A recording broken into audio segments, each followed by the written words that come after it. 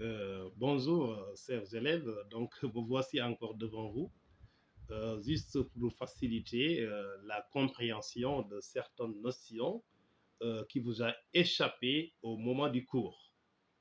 Ou bien simplement de consolider aussi les acquis. Voilà, donc, autrement dit, de renforcer vraiment votre niveau de compréhension. Cette fois-ci, j'aimerais vraiment toucher un peu la respiration, c'est l'espèce humaine. La respiration, c'est l'essence humaine, est une leçon de la classe de troisième. Cette leçon donc a une importance capitale vraiment, puisque c'est un élément clé de la vie humaine, la respiration. Donc vous savez bien que la respiration est chère à nous quand même, vraiment, la respiration. C'est cher à chacun d'entre nous, vraiment, la respiration. La respiration fait partie des fonctions de nutrition. Donc, qui dit fonction de nutrition, donc, ça montre qu'il y a un élément consommable à la respiration. Et il faut savoir aussi que la respiration est caractérisée par deux mouvements. La respiration est caractérisée par deux mouvements. Il y a l'inspiration et l'expiration. Et le but de la respiration, c'est quoi? C'est de faire entrer de l'air et de faire sortir de l'air. Donc ça fait entrer de l'air et ça fait sortir de l'air. C'est ça la respiration. Hein. La respiration, c'est de faire entrer de l'air et de faire sortir de l'air. Mais attention, les deux airs ont de compositions différentes. Voilà. L'air qui entre, qu'on appelle, ça veut dire que cet air est entré à l'intérieur par le mouvement qu'on appelle l'inspiration. Et l'air qui sort maintenant sort de nous grâce à un mouvement qu'on appelle l'expiration. Et ces deux mouvements maintenant caractérisent la respiration. Encore une fois, donc, le but de la respiration, c'est de nous procurer de l'oxygène, mais aussi de nous faire débarrasser du gaz carbonique. Donc, ça nous procure de l'oxygène, mais ça nous débarrasse aussi encore du gaz carbonique. C'est le but ultime de la respiration. Voilà. Donc, cet oxygène, quelle est l'utilisation de cet oxygène à l'intérieur? Donc, on va y revenir. Mais d'où vient ce gaz carbonique aussi encore, qui sera enrichi dans l'air expiré? Voilà. D'abord, l'oxygène, ça nous vient de l'atmosphère, de l'air atmosphérique. Et cet air atmosphérique est riche en oxygène. Pourquoi cet air atmosphérique est riche en oxygène? C'est grâce aux végétaux. Comment cela? Donc, les végétaux épurent l'air atmosphérique en lui débarrassant du CO2 et en y rejetant au retour de l'oxygène. Donc, c'est comme l'oxygène, c'est un déchet aux végétaux verts, même si c'est un déchet, donc puisque c'est rejeté. C'est le plus souvent, on rejette ou bien on jette ce qui est du déchet. Donc, ça semble à un déchet si on le dit comme ça. Donc, ça semble à un déchet pour les végétaux, mais bien sûr, même si c'est un déchet, ça sera un déchet précieux pour nous, puisque sans cet oxygène, vraiment, la vie devient impossible aux animaux. La vie devient impossible à nous. Voilà, donc cet oxygène, c'est pourquoi donc l'air atmosphérique est riche en oxygène et pauvre en CO2, puisque le CO2 est absorbé par les végétaux verts. Voilà, donc en faisant l'inspiration maintenant, donc on capte l'air. Bien sûr que l'air, ce n'est pas l'oxygène et le CO2 seulement qui se trouve dans l'oxygène. L'air est composé, hein? Donc il y a de l'azote, voilà, donc il y a de vapeur d'eau, il y en a d'autres vraiment, il y a beaucoup de gaz, donc est composé. Mais les gaz qui nous intéressent, on les appelle aussi encore les gaz respiratoires, c'est l'oxygène et le gaz carbonique. Ce sont ces deux gaz qui nous intéressent le plus. Voilà, donc en faisant l'inspiration, l'air va emprunter des chemins. Donc ça passe, donc il y a des conduits. là où passe l'air. C'est pas n'importe où que l'air va passer. Donc, encore une fois, c'est nous, la voie d'entrée d'air est égale aussi à la voie de sortie de l'air. Ça montre que les conduits empruntés par l'air en entrant dans les poumons, ce sont les mêmes conduits que l'air va emprunter encore en sortant des poumons. Donc, il y a d'abord, si on veut les lister de l'extérieur vers l'intérieur. Donc, les deux extrémités, il y a le nez qui est l'extérieur et il y a alvéole qui est la limite inférieure. Donc, si on va jusqu'à l'intérieur, la limite au niveau des poumons, donc vous avez les alvéoles. Voilà, en commençant à les lister, donc vous avez le nez, donc vous avez les narines, voilà, donc vous avez les deux narines. Après les narines, vous avez les fosses nasales, tout à fait à l'intérieur. Après les fosses nasales vous amènent jusqu'au niveau du pharynx. Voilà, un point là-bas, juste pour vous expliquer le pharynx. Le pharynx est à la fois voie respiratoire et voie digestive. Donc c'est voie respiratoire et voie digestive parce que le pharynx est un carrefour. C'est un carrefour. C'est pourquoi ceux qui fument de la cigarette, vous voyez bien, donc en consommant de la cigarette, vous allez faire sortir la fumée au niveau des narines. Donc, alors que vous l'avez aspiré par la bouche. Voilà, donc ça montre vraiment qu'il y a un carrefour, il y a un point de rencontre avec ces deux voies. Voilà, donc il y a un point de rencontre entre les deux. C'est pourquoi des fois aussi encore, on fait même de la respiration par la bouche aussi. Donc l'air peut passer par la bouche aussi encore et ça va aller jusqu'au niveau des poumons. Mais d'habitude, ce qui est préférable, c'est de respirer par le nez et de ne pas respirer par la bouche. Puisque avec le nez, l'air sera bien filtré avec le mucus qui se trouve à l'intérieur, qui est ça veut dire qui est humidifié là-bas, donc avec une substance gluante au niveau des narines. Donc là, ça permet vraiment d'arrêter les poussières et de bien filtrer l'air. Alors que c'est au niveau de la bouche, donc le filtrage devient quasi impossible même. Voilà, donc c'est pourquoi c'est bon vraiment de respirer par le nez et non par la bouche, puisque par la bouche, ça ne permet pas le filtrage de l'air. Comme nous avons l'habitude de le faire, hein. Le plus souvent devant une poussière, on a l'intention, autrement dit, on a l'habitude toujours de boucher le nez et de laisser ouvert la bouche. Donc c'est ça notre habitude, hein. Devant de la poussière, toujours on va essayer maintenant, donc toujours de protéger le nez et de laisser ouverte la bouche. Et normalement, c'est le contraire qu'on doit faire. Normalement, on doit fermer la bouche et lécher le nez comme ça. Autrement dit, ça veut dire que si on a des masques, on peut porter des masques. Mais si on n'a pas de masque, donc vraiment, donc, au lieu de boucher le nez, donc j'ai l'impression qu'on doit boucher plutôt fermer la bouche et laisser le nez. Puisque c'est beaucoup plus grave de faire consommer par la bouche et de le faire passer par le nez. Donc la poussière, le plus souvent, avec le nez, ça ne passe pas. Il suffit détourner.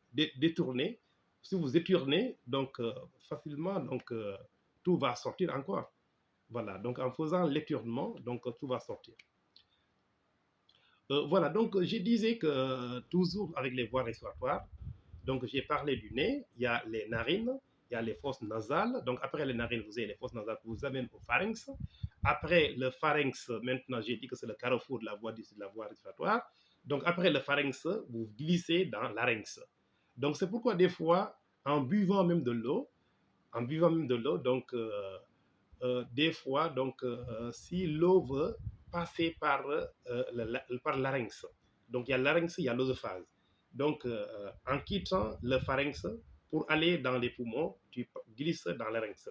En quittant le pharynx maintenant pour aller au niveau de l'estomac, tu glisses dans l'œsophage. On sait bien que l'eau doit passer par l'œsophage, mais des fois en buvant, si on ne se concentre pas, ou bien en buvant, en parlant, donc si on boit, donc en parlant le plus souvent, l'eau, des fois l'eau veut pénétrer au niveau du larynx et c'est pas sa voix. Et sur le son, donc vous voyez que le larynx, la trachée artérielle va se contracter pour empêcher vraiment le passage de l'eau puisque ce n'est pas son chemin. Et donc, ça va sauter maintenant. C'est ce saut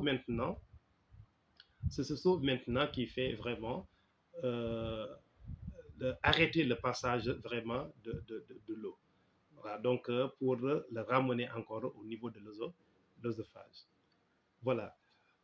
Donc, après le larynx, vous avez la trachée artère. Vous connaissez bien la trachée artère. Donc, c'est aussi vous égorgez les animaux. Donc, vous avez ce tuyau-là, c'est cartilagineux. Donc, c'est pas dur. Hein? C'est pas dur. Donc, c'est pas dur. Donc, c'est facile à croquer. Vraiment. Donc, vous connaissez bien cela. Donc, c'est ça qu'on appelle la trachée artère. Une fois vous égorgez les animaux là, donc vous le voyez. Donc, on le mange très bien. Voilà, donc c'est ça qu'on appelle la trachée artère. Et la trachée artère maintenant aussi est divisée en deux branches. Et chaque branche descend dans un poumon. Donc, il y a deux poumons. Il y a le poumon gauche et le poumon droit. Chaque branche descend dans un poumon.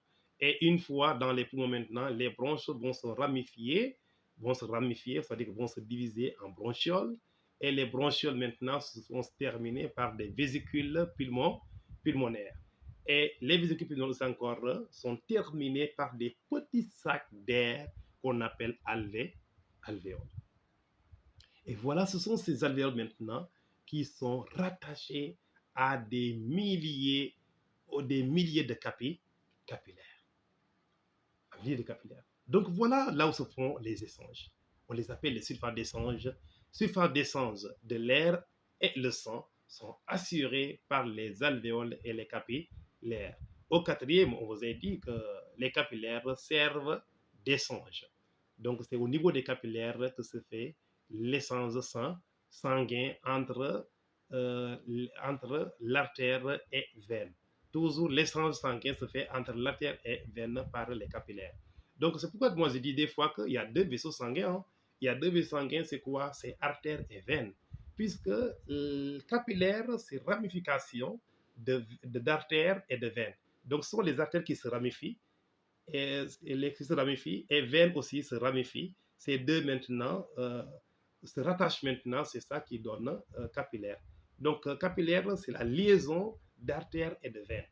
Capillaire, c'est liaison de capillaire, c'est liaison d'artères et veines qui donne capillaire.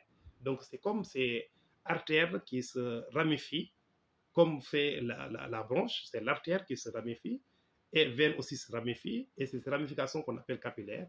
Mais c'est au niveau de ces capillaires aussi que se font les échanges sanguins, autrement dit nutritifs aussi, gazeux et nutritifs. Tout se passe au niveau des capillaires.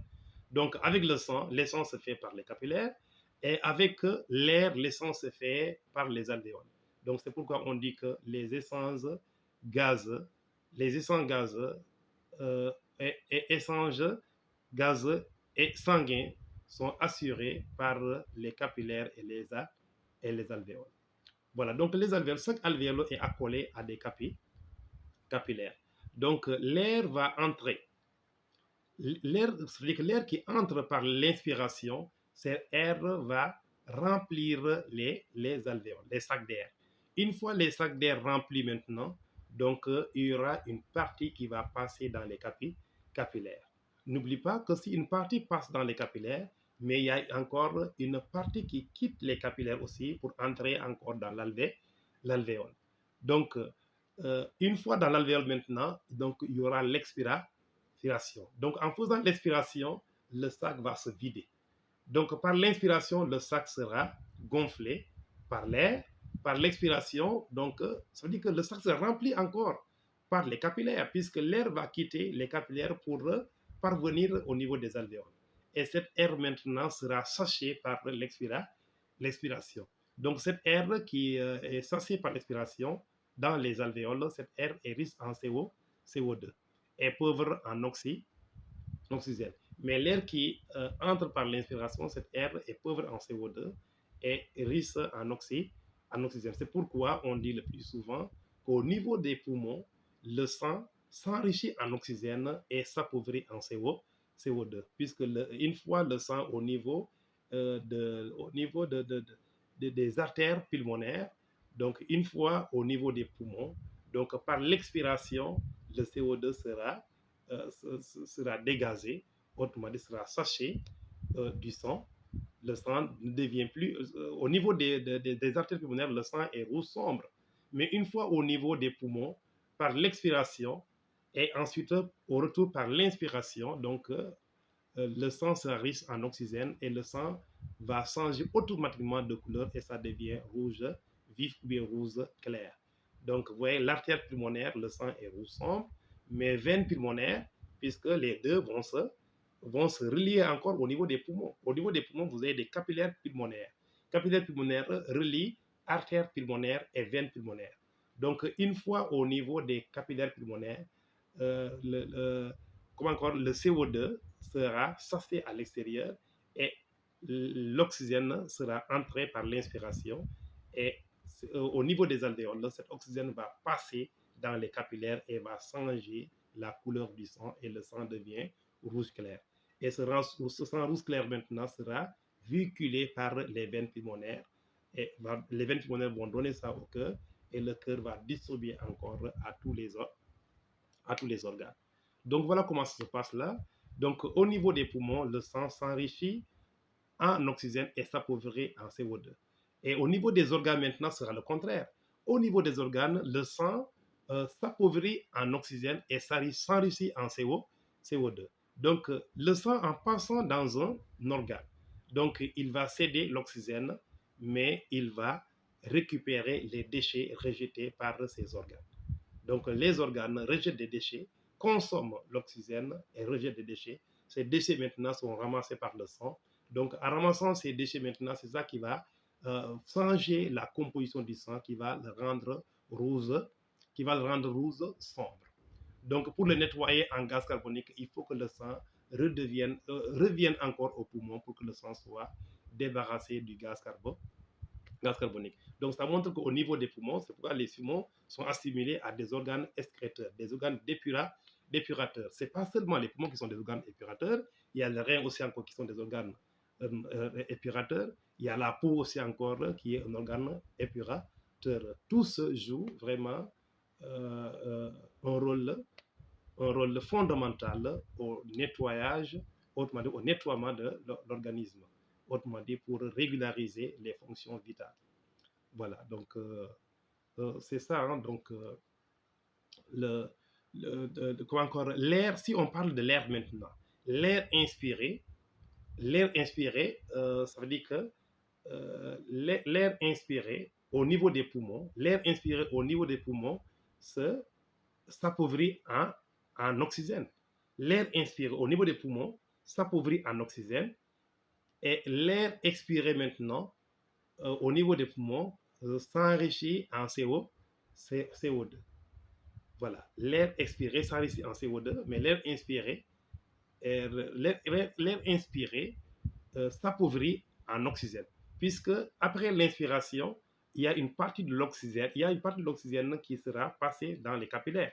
Donc l'air inspiré, la quantité d'oxygène qui était dans l'air inspiré, ça va diminuer. C'est pourquoi on dit que l'air inspiré au niveau des poumons s'appauvrit en oxygène. Et maintenant, si c'est l'air expiré aussi, donc au moment de l'expiration, l'air expiré sera enrichi en CO2, puisque l'air inspiré contenait de CO2, mais c'était en traces ou bien en petite quantité, mais en sortant, cet air va s'enrichir en CO2. Voilà, c'est un peu complexe, hein? C'est un peu complexe. Mais il faut savoir qu'il y a deux mouvements respiratoires, il y a l'inspiration et l'expiration. L'inspiration nous procure de l'oxygène et l'expiration nous débarrasse du gaz carbonique et les voies de conduction de l'inspiration et les voies de conduction de l'expiration, ce sont les mêmes voies empruntées par l'air. Voilà, les poumons détiennent des voies respiratoires, mais les poumons ne sont pas des voies respiratoires. Les poumons ne sont pas des voies respiratoires, mais c'est au niveau des poumons que se fait les échanges entre le sang et l'air. Ça se fait dans les poumons. C'est pourquoi on dit respiration pulmonaire même, puisque les alvéoles se trouvent dans les poumons. Les alvéoles se trouvent dans les poumons, donc on parle de respiration pulmonaire, on fait allusion aux poumons. Mais les poumons, encore une fois, les poumons ne sont pas des voies respiratoires. Et cette respiration aussi est rendue possible grâce à un muscle qu'on appelle le diaphragme. Donc le diaphragme, on l'appelle le muscle de la respiration même. Le diaphragme est le muscle de la respiration. Donc si le diaphragme s'abaisse, ça crée un appel d'air. Un appel d'air dans les poumons. Donc, il y aura l'inspiration. Et maintenant, si le diaphragme se remonte maintenant, en remontant, c'est comme ça l'air. En remontant, ça l'air maintenant. L'air va sortir, ça sera l'expiration. Donc, le diaphragme, c'est le muscle de la respiration. C'est le muscle de la respiration. Donc, le diaphragme s'abaisse, donc il y aura l'appel d'air. Et le diaphragme remonte, il y aura, il y aura la sortie de l'air. Donc, le diaphragme, encore une fois, c'est le muscle respiratoire.